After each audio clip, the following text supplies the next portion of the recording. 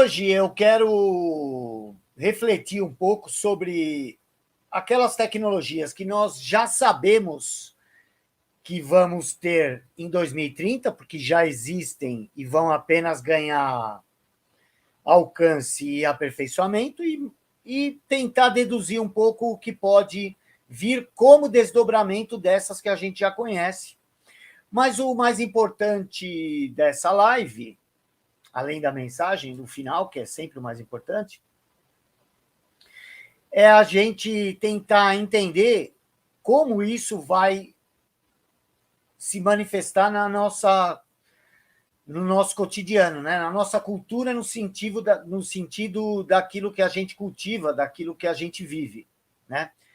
Isso aí. Ó, como eu disse, é muito difícil a gente ficar tentando saber o que vai ter de tecnologia em 2030. O que eu coloquei aí em 2030 foi uma ideia, primeiro, de amarrar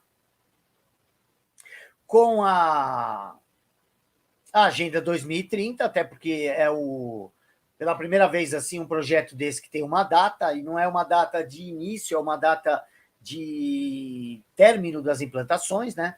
Obrigado, 313 pessoas. Então, a ideia de tentar refletir sobre essas tecnologias diz respeito àquilo que a gente já sabe que está aí para ser lançado, ou que acabou de ser lançado e ainda é muito caro, né? São aquelas tecnologias que já estão aí. Eu fiz uma pesquisa hoje, tentando ver o que se diz nos fóruns de tecnologia, né? Mas aquelas pessoas de ponta, assim, o que estão se dizendo do que esperar da tecnologia. E normalmente estão falando o que esperar para 2023 ou até 2025, né? Ninguém se arrisca, a não ser como uma previsão muito mais abstrata, a falar de coisas mais distantes do que isso. Porque a gente vê que a tecnologia ela cresce numa progressão assustadora, né? Você veja, quando teve a lei de Gordon, né? Não, de Moore, Gordon Moore, né? A lei de Gordon Moore, acho que era o nome do cara, que ele falou que em 18 meses a capacidade de processamento ia aumentar 100% sem aumentar o preço em 18 meses, né? Então, ele dobraria, né, a sua capacidade de processamento em 18 meses. Hoje, isso está acontecendo muito antes. Ele mesmo previu que isso uma hora ia acabar, e se eu não me engano, ele dizia que acabava em 21 ou 22, era um negócio assim. Então, hoje a gente vê que essa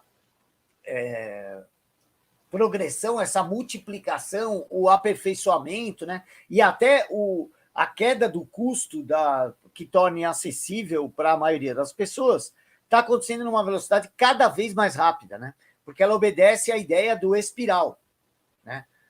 Até porque, como o código, que é a base de todas, ou pelo menos da maioria dessas tecnologias, estão ligadas à ideia de algoritmo, e algoritmo é algo que se sobrepõe, então você não precisa escrever tudo de novo, né? Você vai apenas completando, né?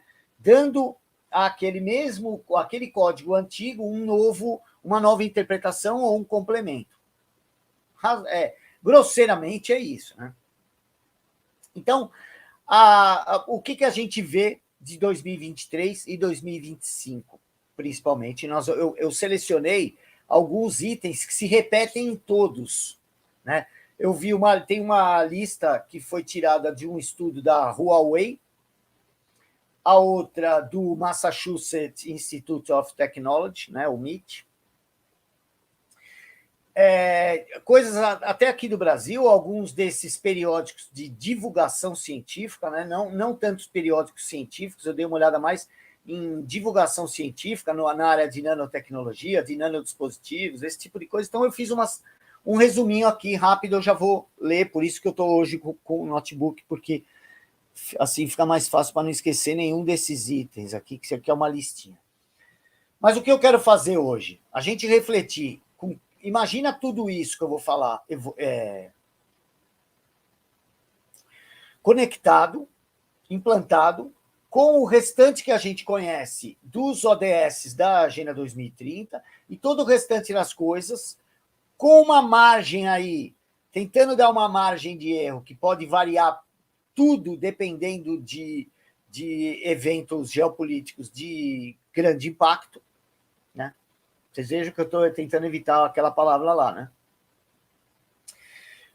Então, eu quero tentar refletir sobre isso e aí a gente dá um break na live, fazer que nem... Vamos dividir a live hoje, que nem a gente fez semana passada. Aí eu vejo o que vocês perguntam as coisas sobre isso e depois nós vamos conectar esse restante da live usando duas pessoas, né? Dois personagens. Um que eu já falei aqui muitas vezes, o outro acho que eu falei uma vez só, mas que eu deixei de lado. Eu comi bola, porque na live da semana passada, na hora que a gente fala da reunião lá do clube de Bilderberg, eu acho que não passou despercebido, né, quando eu vi a lista, esse nome. E esse nome acho que é um dos mais importantes para a gente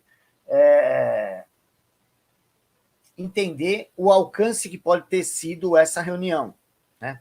Então, na segunda parte da live, vamos chamar assim, a gente vai entrar e vai complementar essa coisa sobre a reunião Bilderberg e o que hoje a gente já sabe bem pouco mais do que foi, do que restou ali, né? Que ainda não sedimentou por completo, mas do que está sendo gerado pós-reunião do Fórum Econômico Mundial também. Tá? Então, vamos lá. Primeiro aqui.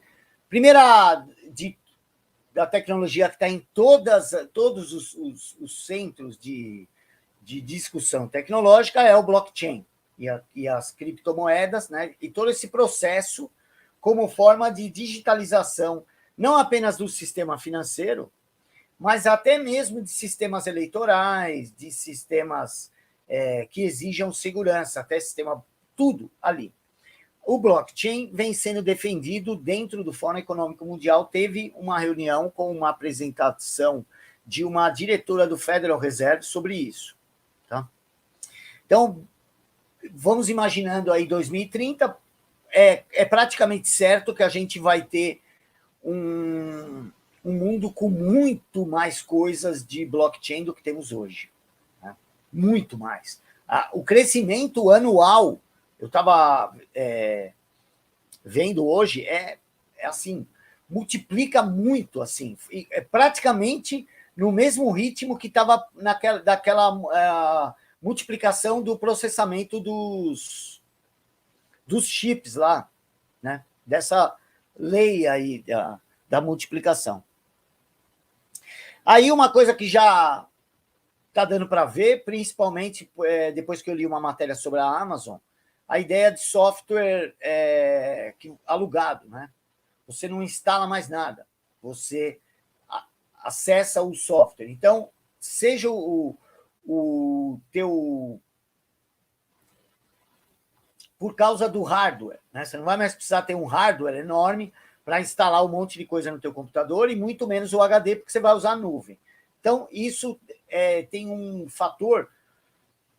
Primeiro que eu acho que é inevitável, né? E ele diz respeito, ele conclui aquela frase do Klaus Schwab, né? Você não terá nada e será feliz. Você não vai ter nem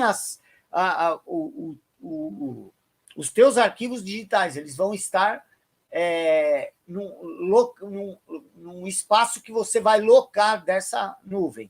E os softwares também. E isso vai se multiplicar quando a gente tiver uma conexão mais rápida, porque tem muitos softwares que ainda são lentos para você conectar por internet. Tem países com internet lenta, oscilando, tem software que não pode ter oscilação de internet, como é o caso de você estiver fazendo uma cirurgia por videoconferência, né? Ou mesmo por inteligência artificial, algum tipo de procedimento médico. Agora, com o 5G e o provável 6G antes ainda de 2030, a China já está trabalhando nisso, é muito provável, eu acho, quase certo, que a ideia de software vai ser locação. Você não vai mais ter software nenhum instalado na sua máquina e provavelmente também no seu celular. A ideia, esse mundo dos aplicativos passa a ser ainda mais concentrado, concorda? Porque se todos você vai, por exemplo, pagar um serviço como você paga da Netflix para ter acesso a todos os softwares. Então, para que você vai ficar instalando o aplicativo no seu celular? Você entra lá, conecta naquela hora, conexão muito rápida, até muito mais rápida do que hoje, mesmo instalado. Né? Então, pelo que eu entendi do que estão se dizendo, é a versão de software do Você Não Terá Nada e Será Feliz.